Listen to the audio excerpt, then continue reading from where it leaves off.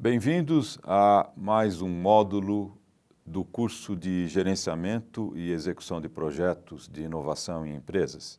Este é o módulo ME 5.2, Aplicação das técnicas de ideação na própria empresa.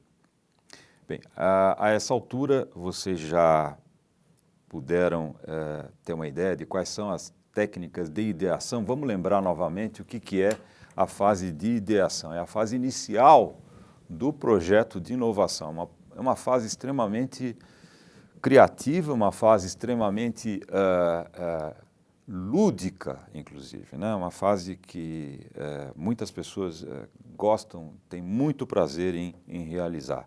É a fase em que as ideias surgem. Nós fizemos algumas apresentações, algumas técnicas, e vocês vão encontrar no site também mais alguns textos referentes a essas técnicas de ideação. E vocês perceberam que o mais difícil nessas técnicas, né, não são as respostas, mas sim as perguntas. E agora vocês vão começar a fazer perguntas como exercício. Vocês vão aplicar essas técnicas de ideação na própria empresa. Na realidade, eu vou propor para vocês, né, famílias de temas que eu sugiro que vocês apliquem numa análise dentro do próprio ambiente da empresa onde vocês atuam, ok? Então são ideias, são assim coisas que normalmente tem que ser vistas com uma lente mais grande angular do que nós normalmente olhamos para a empresa, né? Esse é o tipo de pergunta que eu vou propor que vocês façam. Ao invés de focar especificamente na empresa, aumente um pouquinho o ângulo, né? Pega uma grande angular aí e não olhe apenas para a empresa. Veja qual é o entorno dela, qual é o setor, qual é o território em que ela se situa, qual é a região, qual é o país até, né? Então, enxerguem assim, subam no alto, né? E enxerguem lá do alto a sua empresa, essa é a ideia, ok? Então, a primeira sugestão que eu posso fazer, né, para vocês começarem a idear, é refletir sobre as principais tendências sociais nos próximos 10 anos. O que vai acontecer, né? Vai haver novas necessidades. Nós estamos vendo que a idade do brasileiro está modificando, né? A idade média do brasileiro está crescendo rapidamente. O que vai acontecer com isso, né? Às vezes a gente olha para essa ideia da modificação da idade média, né? Essa questão demográfica, pensa só nas pessoas mais idosas e esquece das pessoas mais jovens. Quer dizer, vai haver menos pessoas jovens. O que significa isso, né? O que significa? Vai ter menos gente para poder trabalhar? O que significa ter menos gente para poder trabalhar, né?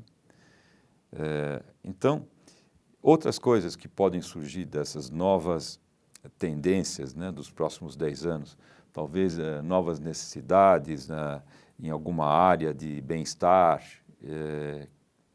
e que vão ter que ser criadas para atender essas tendências, ok? Como que a sua empresa se coloca dentro dela? Pode ser que ela hoje não se coloque, mas nessa fase de ideação, tudo é permitido. Então, não ache inviável a sua empresa, por exemplo, estar envolvida com nanotecnologia. Okay? Eu não sei do que é a sua empresa, evidentemente, mas ela pode, certamente, nessa fase de ideação, embora não entenda nada de nanotecnologia, querer se envolver em nanotecnologia. Nessa fase de ideação, vale tudo. O objetivo é imaginar que, criando ideias, mesmo que ideias malucas, que não possam passar para frente, o simples fato de ter ideias traz mais ideias. É como se elas viessem em turminha, né? E dentro dessas que vêm, quando você puxa uma, vem uma turminha, e aí você verifica dessas outras que vieram, sempre vem alguma coisa melhor até do que a primeira ideia, do que aquela que você usou para fisgar a turminha. Okay? Então essa é a primeira sugestão de tipo de pergunta que eu proporia a vocês, né? As principais tendências sociais que estão pintando nos próximos 10 anos. Uma outra vertente, um outro ponto de visão que era interessante vocês enxergarem novamente com uma lente grande angular, né? Se vocês olharem não apenas na região em que vocês estão, mas olhar um pouquinho maior para o país ou eventualmente para o mundo, vocês enxergam produtos únicos que estão sendo oferecidos em mercados de nichos, mercados periféricos, né, que não fazem parte dos mercados principais, dos mercados onde principal do seu ponto de vista, né? Será que não existiriam serviços únicos, eventualmente, que estariam sendo prestados nesses nichos? E quem sabe, né, alguns desses produtos ou serviços não poderiam ser oferecidos nos mercados principais, que é o que você conhece. Então, a pergunta então seria, se você fosse obrigado a trazer esses produtos para a tua região, ou esses serviços para a tua região, de que forma que você faria isso? Então, devem sair várias ideias bem interessantes. Outro tipo de pergunta que poderia ser feita, né, é enxergar a cadeia produtiva, né? E imaginar a cadeia produtiva, geralmente a gente faz na vertical, né? Uma empresa verticalizada é aquela empresa que junta vários fragmentos de agregação de valor num sistema único. Então a ideia é exatamente essa, né? Hoje existe uma tendência a novas tecnologias surgirem e elas surgem geralmente de uma maneira fragmentada, extremamente fragmentada. Então a cadeia produtiva, né, ela tem vários players, né, várias empresas separadas, porque é assim que acontece, né? O setor normalmente surge com pequenas empresas que vão crescendo ao longo do tempo. E essas pequenas empresas têm um escopo muito bem definido, né? Mas ao longo do tempo, isso é muito bom, mas se percebe que se perde muito tempo nas interfaces, nas comunicações, nos protocolos, né? Na troca de dados, na troca de informações de um nível para o outro, na troca, inclusive, de átomos, né? Na própria transferência de componentes, na própria transferência de subprodutos, né? Tanto recebendo insumos como levando à frente na cadeia produtiva os produtos que a empresa gera, né? A pergunta é, essa fragmentação é boa? Será que não haveria a possibilidade de surgir um benefício substancial, né, se esses produtos e serviços fossem oferecidos de uma forma integrada? Então, respondam, né, a pergunta do ponto de vista da sua empresa. A sua empresa faz parte de uma cadeia produtiva, imagina que ela, de alguma forma, pudesse agregar a camada de cima, né, o elo de cima e o elo de baixo, né? Uma primeira ideia. Como é que ela poderia, de alguma forma, melhorar o seu relacionamento com essas tais empresas, de tal forma a integrar, né? Essa integração a que eu me refiro não requer necessariamente que haja uma empresa única, né? Apenas o oferecimento, né, o processo é feito de uma maneira integrada e não, vamos dizer, no para-anda que é comum numa cadeia produtiva, né, em que surgem várias falhas no meio do caminho exatamente por não haver uma percepção integrada de toda a cadeia. Okay? Então é uma pergunta que eu sugiro que você faça para tentar gerar ideias que possam ser aplicadas na sua própria empresa.